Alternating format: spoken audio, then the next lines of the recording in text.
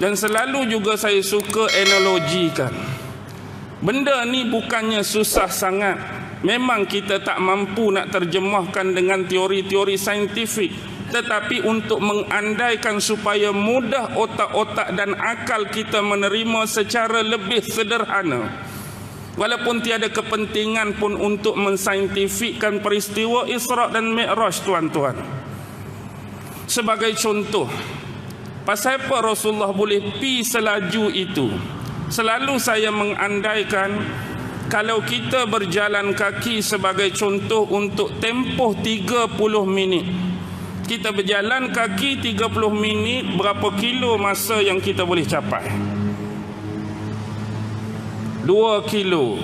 Kalau kita berlari 30 minit, saya double lah, 4 kilo. Kalau kita naik motor kita lah, motor Kris ke, RS150 ke, Y125Z ke, 30 minit berapa kilo kita boleh capai? Naik motor 60 kilo. Dan kita ambil kenderaan lain, BMW X7, BMW 7 series, juga setengah jam. Mungkin kita boleh capai beratus-ratus kilo. Kalau kita naik kapal terbang Boeing 747-400, mungkin lagi beratus-ratus kilo untuk tempoh masa setengah jam. Kalau kita naik Concorde, mungkin lebih lagi untuk tempoh setengah jam. Kalau kita naik jet fighter, jet pejuang, mungkin setengah jam boleh pi sampai beribu-ribu kilo.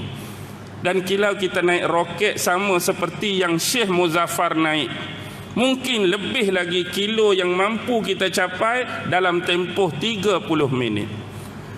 Ini membuktikan apa, tuan-tuan? Setiap material yang ada di bumi mempunyai tahap kelajuan masing-masing. Dan material-material ini kalau kita jadikan dalam bentuk kenderaan tadi, semua tadi kenderaan, motor kita panggil kenderaan, tetapi kemampuan dia dalam 30 minit cuma beberapa kilo.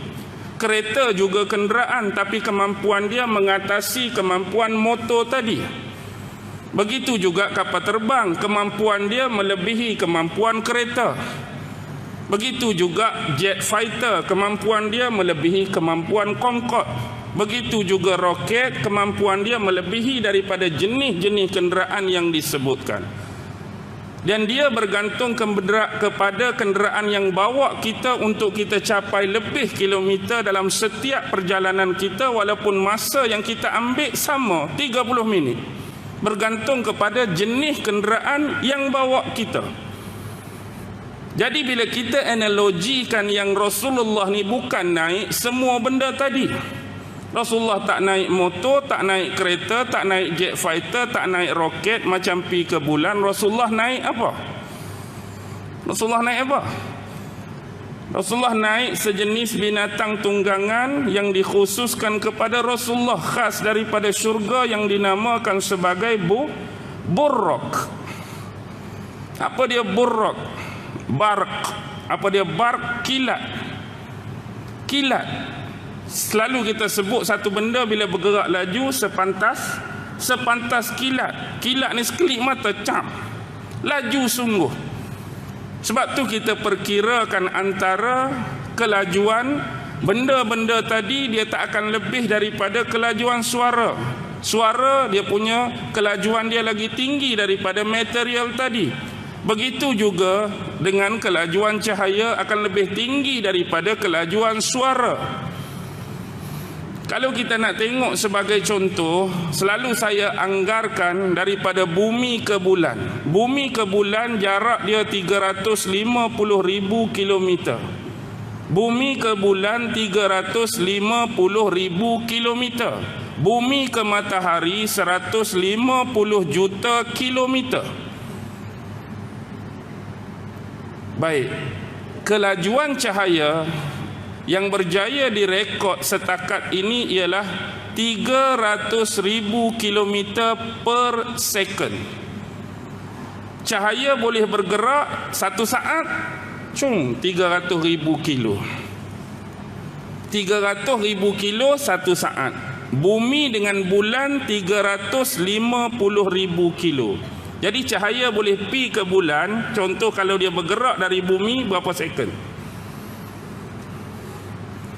Berapa second? 1 second 300,000. Nak pi 350,000, berapa second? 2 second bawah lagi. 1,5 pun tak capai. 1 suku mungkin bawah lagi. 1 saat suku dia sampai dah ke bulan.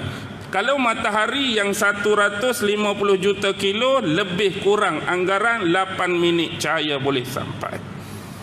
Dan tuan-tuan sedia maklum sebagaimana yang disebutkan di awal tadi, yang Nabi nak pi cuma 1,500 kilo.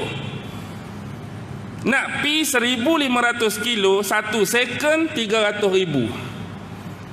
Hanya 1 second kalau telajak sampai mana? Kita nak pi 1,500 tapi telajak 1 second 300,000. Agak-agak sampai mana? Antartika mungkin boleh sampai. Nak bagi mudah faham, 1 saat tu tuan-tuan ambil belah 200 kali. 1 saat belah 200 kali, ambil 1/200. Tu je lah yang diperlukan untuk jarak 1,500 kilo. Lepas tu kalau pi balik, memang boleh pi sangat lah.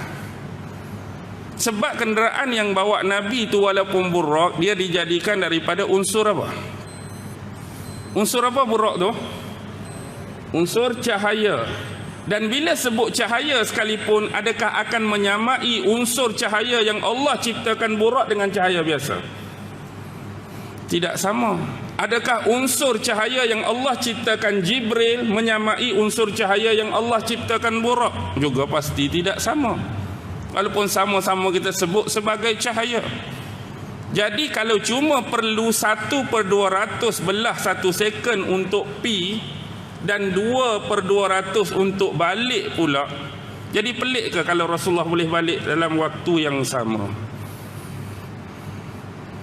Tak pelik kan?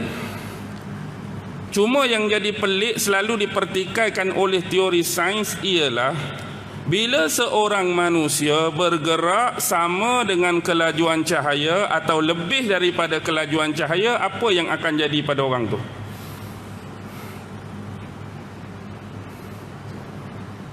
Pecah. Siapa-siapa ataupun apa-apa jisim yang dia boleh bergerak selaju cahaya atau lebih laju, jisim tu akan pecah, musnah. Tapi Rasulullah pi dan balik dalam keadaan sama seperti dia pi. Tak ada apa-apa perubahan. Tak ada apa-apa perubahan. Tak ada galak, tak ada kecacatan, tak ada kecederaan, tak ada heruk pekok pada Rasulullah. Selalu saya andaikan mudah, kita ambil sebiji bantal. Ambil bantal kita 4 segi tu, kita pegang dua-dua hujung tu. Kemudian hayun kuat-kuat, hayun kuat-kuat. Tadi bantal tu elok je, tapi lepas berhenti berayun tu, apa jadi kat bantal? Nombor 1, pada kain penutup bantal tu jadi apa? Tak tahu ke mana. Bukan tak tahu ke mana, tercabut. Dia jadi macam tak gosok lagi. Tadi elok, merelik. Lepas tu bantal tu kekabu hak sama-sama elok, dia jadi kekabu tu lebih kok tu, kekabu tu lebih kok ni, dia jadi lagu tu pada bantal. Maksudnya dia jadi galat, ada kecacatan pada rupa bentuk dia sebagaimana sebelum ni. Dia nak mudah faham macam ni lah. Kalau benar-benar seorang tu boleh pi dalam kelajuan tu, kalau dia balik, kalau lengkap sekalipun, kalau dia lengkap, tak hancur tubuh dia, tak musnah tubuh dia, tapi gambaran yang kita boleh bagi, mungkin mata dia duduk di punggung, telinga dia duduk di paha, mulut dia duduk di bawah tapak kaki. Benda tu ada lagi, tapi dia tak jadi macam ni dah. Dia jadi serabut dah. Tapi Rasulullah boleh balik dalam keadaan yang sama. Ini mukjizat, ini miracle yang kita tak boleh nak nafikan pun. Baik, secara ringkas semua orang dah tahu kisah Isra' dan Mi'raj. Kita ulang-ulang pun dia tetap akan berkisar pada perkara, cerita dan benda yang sama. Cuma mungkin cara kita mengeluarkan pelajaran, cara kita tadabbur, itu yang membezakan di antara seorang guru dengan seorang guru yang lain. Baik. Bila Rasulullah ni Isra' sebagai contoh, Rasulullah Isra' kan? Rasulullah Isra' dari Masjidil Haram pi ke Masjidil Aqsa.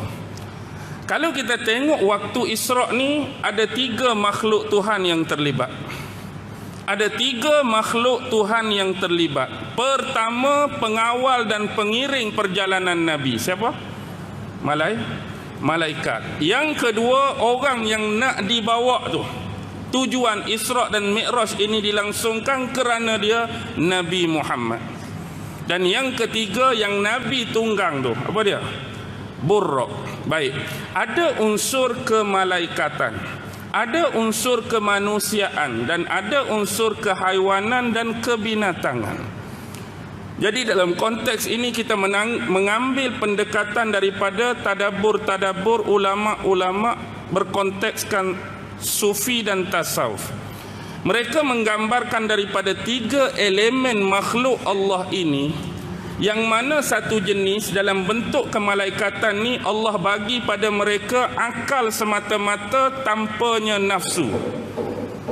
Malaikat Allah buat ni ada akal tetapi tiada nafsu. Dan konteks yang kedua, kemanusiaan tadi merujuk kepada Nabi Muhammad. Yang membezakan antara kita dengan Nabi ialah pangkat dia tu, iaitu dia dilantik jadi Nabi dan diangkat menjadi Rasul. Dan konteks manusia ni dia ada 2, satu akal dan satu lagi sifat apa dia? Sifat apa? Hawa nafsu dia tu, yang tak ada pada malaikat yang kedua ni. Dan kita kepada elemen yang ketiga, binatang ni, dia ada apa? Dia ada nafsu. Kalau kita katakan binatang tak ada akal, salah. Binatang mungkin ada akal, tetapi akal ni just semata-mata Allah letak akal ni bagaimana cara dia untuk melangsungkan kehidupan dia saja. Bukannya akal yang sesempurna dan sekomplit yang Allah buat sebagaimana Allah letakkan pada manusia. Dia ada nafsu dan dia ada akal yang kesesuaian dengan kondisi kebinatangan dia untuk menerus dan melangsungkan hidup dia. Baik, dalam perjalanan ini, kalau kita lihat Isra' dan Mi'raj ni yang Rasulullah bawa cuma sampai pada Masjidil Aqsa. Adakah Rasulullah Mi'raj juga bersama Buraq atau dia tinggal? Isra' memang Rasulullah naik Buraq, tapi masa Mi'raj Rasulullah masih naik Buraq ke tinggal Buraq kat bawah? Naik sekali ke tinggal? Tinggal.